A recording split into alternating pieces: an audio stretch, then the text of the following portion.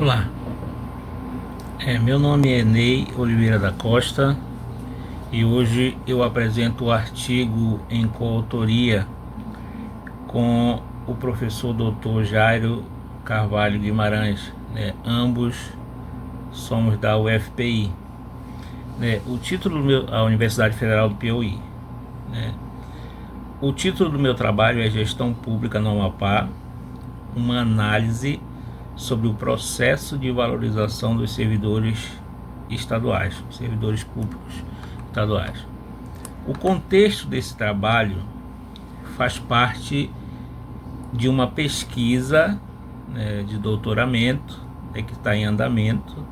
Estou fazendo curso de doutorado, cujo objetivo é compreender como o Estado do Amapá desenvolveu políticas voltadas para a valorização dos seus servidores, especialmente o recorte para os servidores da educação. A justificativa para esse trabalho é que entre 2015 e 2025 o governo aqui do estado do Amapá implementou uma ferramenta de gestão que foi denominada pelo governo de ferramenta de gestão estratégica. O nome da ferramenta é Agenda do Servidor, e numa sigla ASERV. Nós vamos detalhar mais daqui para frente. Então, essa iniciativa criou um fórum permanente de diálogo entre o governo e as entidades sindicais representativas desses servidores, voltada especificamente para a formulação de políticas públicas que tivesse como foco a valorização profissional desses servidores. A importância disso, na minha concepção, obviamente, é que esse fato gerou a construção de um entendimento sobre como essa política evoluiu de um simples programa de governo para uma política pública. 10 anos depois, o recorte do trabalho é 2015-2025, então 10 anos depois, esse programa de governo se tornou uma política pública institucionalizada, com efeitos, com decretos, que atinge progressão, remuneração e toda a vida desses servidores. Qual foi a problemática e o objetivo da minha pesquisa? A questão norteadora, que é a problemática, é buscar saber se a agenda do servidor ela tem contribuído para uma política efetiva de valorização dos servidores públicos no Amapá. Isso a partir da ótica dos servidores, porque pela gestão, a gestão diz que sim. Então, o objetivo é saber do ponto de vista dos servidores. Esse objetivo geral, analisar esses efeitos da ASERV nos processos de valorização, nós, como já disse, o recorte principal da pesquisa é sobre a educação, observando principalmente o aspecto não só remuneratório, mas também todas as valorizações que vão além do caráter meramente financeiro. Qual é a hipótese que nós levantamos? Nós fomos partir da hipótese de que a ASERV representou, sim, mudanças significativas na gestão amapaense, promovendo uma cultura administrativa baseada no diálogo, na transparência e, sim, na participação social. Essa é a nossa hipótese. Como referencial teórico, nós iniciamos fazendo uma distinção entre políticas de governo e política de Estado. Para compreender o que é a ASERV, o que é a Agenda do Servidor, é necessário compreender essa distinção entre políticas de governo e política de Estado. Autor que nós pegamos assim para destaque, Demerval Saviani, 2008, quando ele fala de políticas de governo são temporárias, vinculadas a mandatos e agendas específicas. Ele trata ainda que o foco dele não seja especificamente trabalhadores, mas ele enfoca essa questão e nós trouxemos ele para o nosso referencial teórico, onde nós vamos discutir. Aí, se nós formos falar de política de Estado, né, as políticas de Estado ela tem o caráter oposto, caráter permanente, ele envolve estabilidade, envolve institucionalidade, envolve foco e envolve resultados não a médio e curto prazo, mas sim a longo prazo, permanência, né? Então a ASERV, a Agenda do Servidor, ela nasce de uma política de governo em 2015, mas a partir de 2018 ela é transformada em uma política de Estado, lei, decreto e tudo que institucionalizou. Então nós achamos pertinente ter como fundamentação teórica questões que levam para esse enfrentamento dessa ideia. Autores como Boaventura de Souza Santos, Bessa Pereira reforçam essa nossa perspectiva. Boaventura defende o trabalho como dimensão da cidadania e da dignidade humana. Bessa Pereira relaciona a valorização profissional e eficiência, qualificação, reconhecimento da administração pública. Então, assim, a ASERV, né, a Agenda do Servidor, ela incorpora esses princípios ao entender o servidor como agente dessa cidadania e não como um mero executor de funções. Qual foi a metodologia que nós utilizamos para trabalhar nesse artigo específico e mais para frente na tese de doutoramento? A pesquisa, nossa pesquisa é de natureza qualitativa, com uma análise documental e descritiva, né, baseada em decretos, leis, relatórios oficiais, dados dessa tríade que envolveu a criação da ASERV, que foi o governo do estado do Amapá, a própria Agenda do Servidor e a Secretaria de Estado de Administração, que é quem preside esse fórum permanente de debate e diálogos, construções e formulações de políticas públicas entre o governo e as representações sindicais dos seus servidores.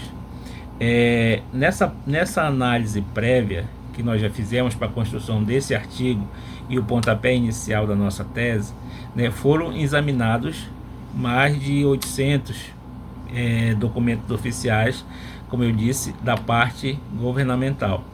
Obviamente precisa ser feita a qualificação, né, com as entrevistas, os relatórios, os formulários que ainda vão ser desenvolvidos no decorrer da pesquisa. Mas para esse momento, para o artigo agora, nós temos analisadas já mais de 500 demandas que foram cadastradas junto à Agenda do Servidor nesses 10 anos, né? Especificamente aí o pessoal da educação aqui, os servidores da educação, perdão, que é o foco da nossa pesquisa. Não, eram 44 instituições, dessas aí nós temos 3 que eram especificamente da educação, todas formularam demandas junto à Agenda do Servidor e essas demandas foram tratadas. Lá mais na frente, nós vamos ver, um pouquinho à frente, vamos ver o resultado disso aqui, né? Como eu disse, os avanços e o resultado disso tudo aí.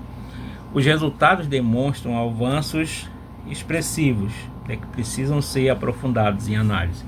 Por exemplo, mais de 15 mil instrumentos editados entre leis, decretos e portarias, né? A sua maioria absoluta aí, né, é portarias de progressões e promoções de servidores.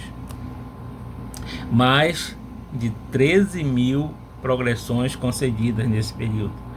Foram mais de 20 concursos públicos realizados entre 2017 e 2024. Os dados de 2025 ainda estão em análise. Criação do auxílio alimentação em 2022, beneficiando todas as categorias do Estado, servidores públicos do Estado. Essas ações indicam que a Agenda do Servidor ampliou o reconhecimento funcional e a profissionalização do serviço público aqui no Estado. Por exemplo, em casos específicos da educação, que é o nosso foco. Em 2015, foram criadas 2 leis específicas para a educação.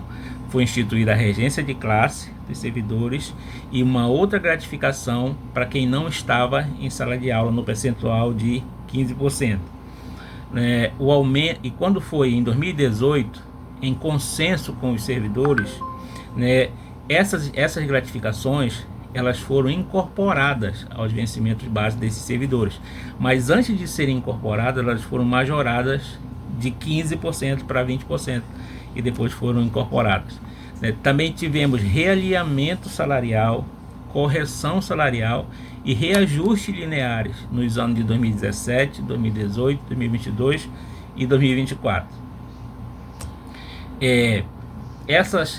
A implementação, para que a Acerv tivesse um suporte técnico muito robusto, foi implementado dentro da gestão pública um sistema integrado de gestão de pessoas e recursos humanos, chamado SIG-RH. Esse sistema ele começou a automatizar a folha de pagamento e hoje ele já roda automaticamente a progressão funcional e os recadastramentos dos servidores públicos aqui no estado.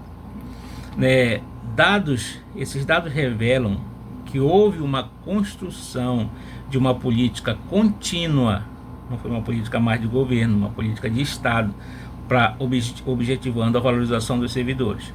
O reconhecimento institucional disso é que em 2016, por exemplo, a agenda do servidor ela teve destaque nacional em um congresso de gestão pública em Brasília, onde ela foi classificada como uma das ferramentas estratégicas de destaque daquele ano, a nível de Brasil, que teve artigo inclusive publicado na revista do CONSAD daquele ano.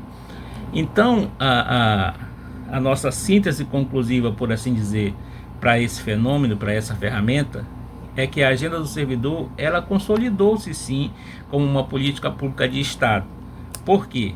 Porque ela garantiu o diálogo permanente entre o governo e seus servidores, ela garantiu a estabilidade e a continuidade administrativa, ela fortaleceu a cultura da gestão participativa, que nós não tínhamos aqui no nosso estado. A agenda do servidor, com esses dados que nós já temos, sugerem que ela contribuiu significativamente para a valorização dos servidores e para a modernização da gestão pública no Amapá. As perspectivas futuras para o decorrer da nossa pesquisa, até o final de 2026, 27, 28, de acordo com a demanda, nós temos a perspectiva de que pós 2025 o desafio governamental é ampliar esses processos, fazer com que a agenda do servidor ela ressignifique, continue ressignificando a questão de valorização dentro do Estado. Como eu disse, ainda falta ouvir os servidores, O que nós temos ainda não são dados específicos, dados concretos do lado do governo, no lado dos servidores, perdão. Nós analisamos as questões governamentais. Agora, no decorrer da pesquisa, nós vamos analisar todas as outras questões que envolvem esses meandros, essas características.